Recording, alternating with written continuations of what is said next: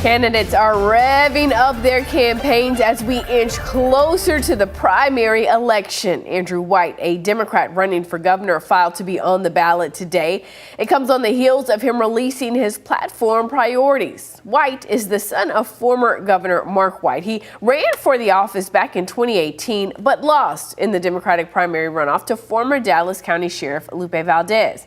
This time around, he is branding himself as an independent Democrat, saying while his values align with the Democratic Party, he will make decisions independently rather than following the party platform. We sat down earlier today to talk about his campaign. He told me his decision to run this time around is rooted in the tragedy of the July 4th floods.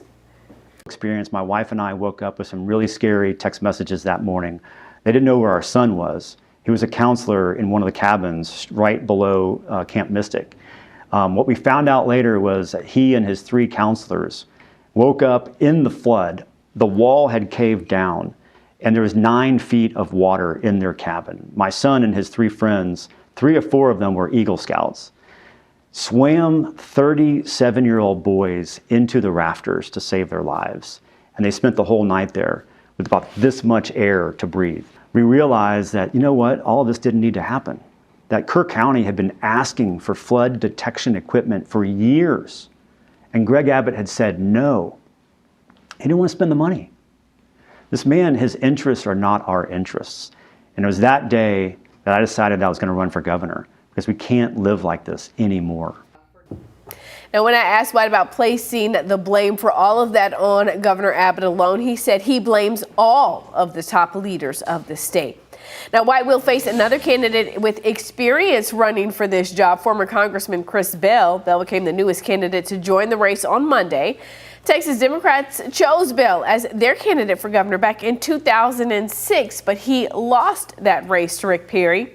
He also gave a run to represent Texas in the U.S. Senate, a shot in 2020, but lost in the primary. I sat down with Bell today as well to talk about why he chose to run this race again 2 decades later.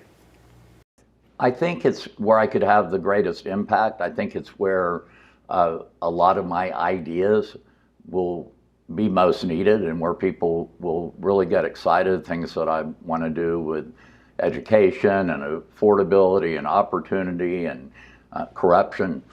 Those types of issues really need attention here in the state of Texas, and the governor is in a position to, I really feel like, being the prioritizer for the state of Texas and really put issues on the table for people to chew on and see if we can possibly agree on.